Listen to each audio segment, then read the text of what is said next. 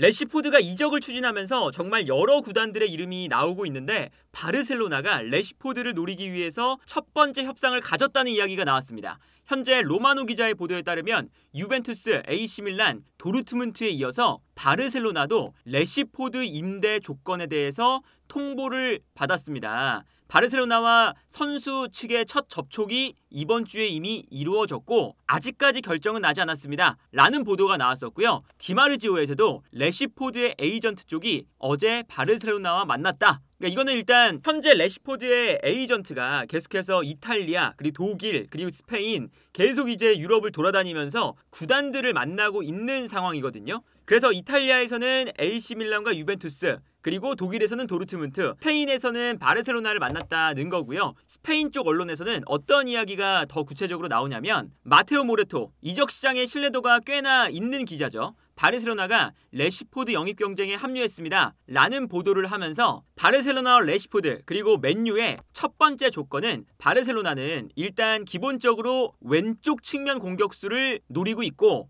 그 과정에서 맨유와의 협상이 아직 진행되진 않았지만 첫 번째 협상의 조건은 구매 옵션이 포함된 임대입니다. 그리고 임대를 했을 때 바르셀로나가 래시포드의 급여를 전액 지불하는 것입니다. 라는 보도가 나왔어요. 다만 현재 래시포드가 프리미어리그 내에서도 주급을 데브라이너, 홀란, 살라, 카세미로 다음으로 5번째로 가장 높은 주급을 받고 있는 거고요. 주급이 30만 파운드예요. 그런데 바르셀로나의 주급을 생각을 해보면 현재 더용과 비슷한 연봉을 받고 있는 거거든요. 더용이 주급이 36만 유로이기 때문에 30만 파운드를 받는 래시포드랑 환율로 따지면 거의 비슷한 수준인 거잖아요. 그렇기 때문에 아마 래시포드의 연봉에 대해서 어느 정도 협의가 일단은 필요하다. 그러니까 맨유 입장에서는 늘 나왔던 게 임대를 보냈을 때도 래시포드의 급여를 맨유가 부담할 생각은 없다. 그렇기 때문에 래시포드가 급여를 줄이면서 다른 팀으로 가든 아니면 임대를 하는 팀이 래시포드의 급여를 주든 그게 맨유의 조건이었거든요. 그러다 보니까 바르셀로나도 래시포드를 위한 자리를 마련하기 위해서는 당연하게도 임금에 대한 생각을 좀 해야 된다. 그래서 AC 밀란 같은 경우에도 래시포드랑 협의가 잘 이루어졌다가 래시포드의 급여를 절반 정도밖에 지불할 수 없는 상태다 라고 이야기가 나오면서 래시포드의 AC 밀란 썰이 조금 이제 지체가 되고 있는 상황이거든요. 그래서 아직까지는 여러 가지 풀어야 되는 숙제가 많긴 하지만 기본적으로 AC 밀란, 유벤투스, 도르트문트, 바르셀로나까지 지금 래시포드가 생각보다는 인기가 많은 자원으로 분류가 되고 있고요. 그리고 래시포드가 맨유에서도 번뜩임을 보여줬던 그런 플레이들을 좀 생각을 해보면 왼쪽 라인에서 가운데로 들어와서 공간이 났을 때 빠르게 침투해서 마무리를 하는 이러한 움직임이 기본적으로 여러 팀들에게 매력적으로 다가올 만한 포인트가 분명히 있는 거겠죠. 그리고 바르셀로나가 지금 계속 이야기가 나오는 게 왼쪽 측면 공격수를 노리고 있다. 그래서 최근에 이야기가 나오는 게 뭐 레앙이라던가 루이스 디아스 그리고 손흥민의 중개인이 역제안도 해봤다. 뭐 이런 이야기가 나왔잖아요. 이거는 명확하게도 바르셀로나가 지금 찾고 있는 포지션이 왼쪽 측면 공격수고 왼쪽 측면에서 오른발을 쓰는 그리고 안쪽으로 좀 들어올 수 있는 선수의 유형을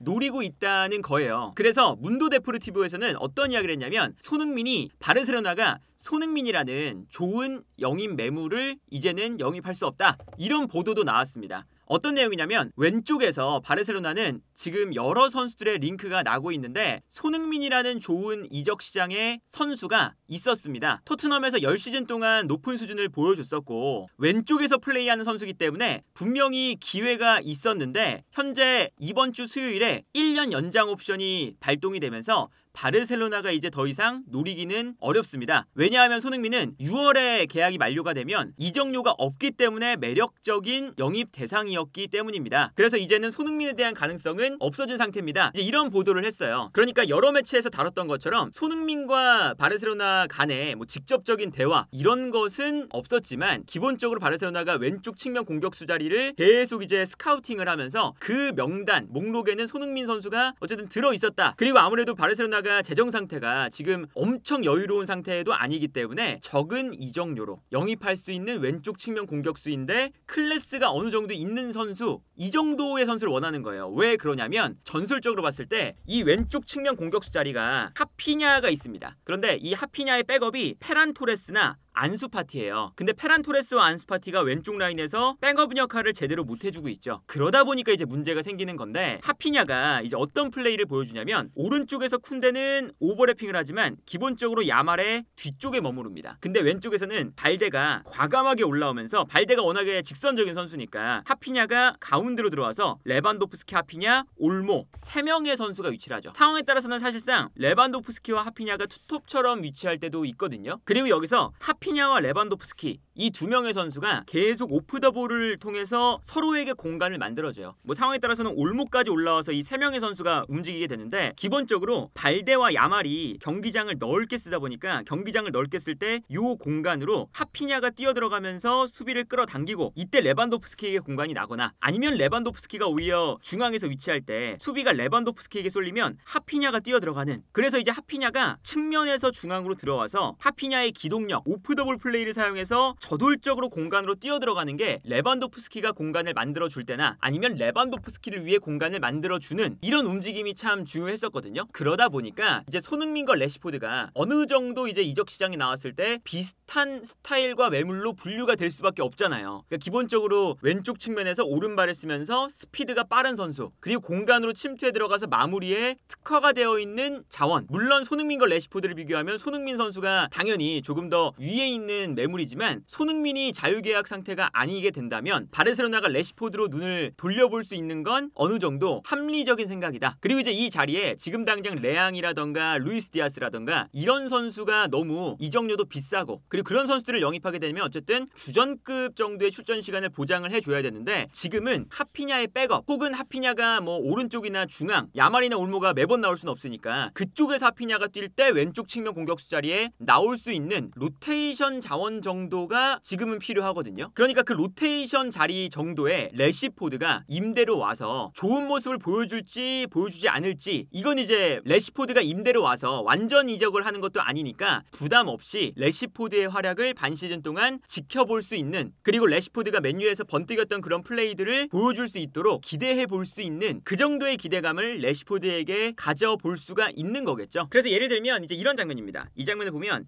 야말이 오른쪽에서 높게 올라가 있고요, 왼쪽에서는 발데가 높게 올라가고 있어요. 그러면 이때 레반도프스키가 중앙에 있고, 왼쪽에 있었던 하피냐는 야말과 다르게 가운데로 들어오면서 레반도프스키와 가까운 위치에 머무르게 됩니다. 그리고 여기서 이제 어떤 플레이가 나오냐면, 야말이 볼을 가지고 가운데로 들어갈 때 쿤데가 올라가고요, 이 공간으로 이제 야말이 패스를 보내줘요. 그러면 가운데에서 하피냐와 레반도프스키가 있는데, 여기서 레반도프스키가 앞으로 움직이면서 수비를 본인에게 끌어당깁니다. 그러면 레반도프스키에게 수비가 끌어당겨졌을 때 하피냐는 살짝 뒤로 빠져서 쿤데의 컷백을 받고요, 여기서 하피냐의 득점이 나오는 장면을 볼 수가 있었죠. 다른 장면을 보면 이 장면도 굉장히 명확하죠. 야말이 오른쪽에 있고 왼쪽에 발데가 있습니다. 이때 야말과 달리 하피냐는 가운데로 들어오고 있고요, 쿤데 같은 경우에는 발데와 다르게 야말의 지원을 해주는 역할이에요. 그리고 여기서 레반도프스키와 하피냐 이 두 선수의 이제 관계가 재밌는 건데, 여기서 어떤 장면이 나오냐면 레반도프스키가 살짝 내려오면서 수비를 끌어당깁니다. 그 순간 발데가 올라올 때 가운데로 뛰어들어오고 있던 하피냐가 레반도프스키가 공간을 만드는 걸 보고 뛰어들어가요. 그럼 이 공간으로 이제 패스가 들어가는 거겠죠. 그래서 뛰어들어가는 하피냐에게 좋은 찬스가 나오고요, 이 공간으로 패스가 들어가면서 하피냐가 득점을 기록하는 장면을 볼 수가 있었습니다. 반대로 이 장면은 완전히 반대예요. 하피냐가 가운데로 들어오고 있고 레반도프스키가 중앙에 있고요, 왼쪽에서는 발데가 올라오고 있습니다. 그리고 오른쪽에서는 야말이 위치를 하고 있죠. 그리고 이때 쿤데 같은 경우에는 발데와 다르게 가운데로 들어가면서 수비가 야말에게 붙지 못하도록 뛰어들어가고 있어요. 그리고 이때 바르셀로나는 야말에게 패스를 보내주는 거죠. 그러면 야말은 볼을 받아서 중앙으로 접고 들어오면서 패스를 뿌려주는 역할을 하는 거거든요. 하피냐와는 완전히 다르죠. 그리고 이때 하피냐가 레반도프스키가 있을 때 본인이 먼저 뛰어들어가면서 야말의 패스를 받으러 움직입니다. 그러면 이때 하피냐를 따라서 수비수들이 움직이게 되는데, 그 모습을 보고 이번에는 레반도프스키가 정면으로 뛰어들어가기 시작해요. 그리고 야말이 이 모습을 보면서 레반도프스키에게 패스를 넘겨줍니다. 그래서 이 다음 장면을 보면 하피냐에게 순간적으로 수비수들이 시선이 쏠려있는 상태에서 야말이 가운데로 들어오다가 뛰어들어가는 레반도프스키에게 패스를 찔러주게 됩니다. 그리고 여기서 이번에는 반대로 레반도프스키가 마무리를 하는 장면을 볼 수가 있었죠. 딱 저 장면을 보면 래시포드나 뭐 손흥민이나 이런 이제 왼쪽에서 오른쪽으로 직선적으로 침투해 들어가는 공간을 향해 움직이는 선수의 플레이를 왜 바르셀로나가 원하고 있는지, 하피냐가 딱 그런 플레이를 하고 있으니까요. 현재 바르셀로나가 노리는 선수들의 면면을 보면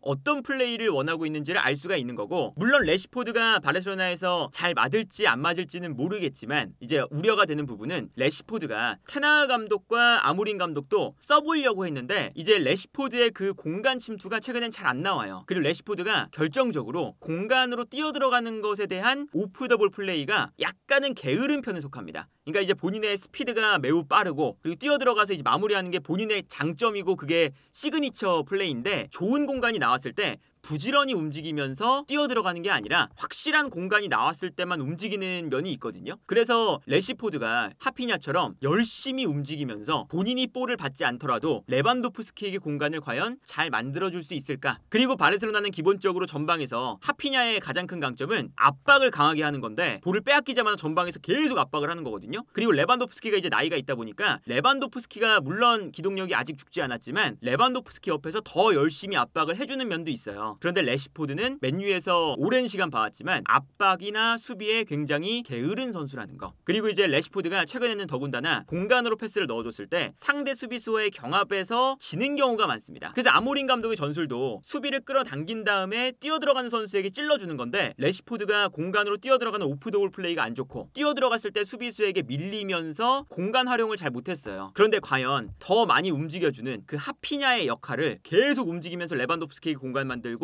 레반도프스키가 만든 공간으로 또 뛰어들어가야 되고, 볼을 뺏겼을 때는 바로 압박을 해줘야 되고 90분 내내 쉴 틈 없이 뛰어야 되는 그 하피냐의 역할을 래시포드가 소화할 수 있을까에 대한 의문점은 매우 크게 존재한다라고 할 수가 있지 않을까 싶습니다.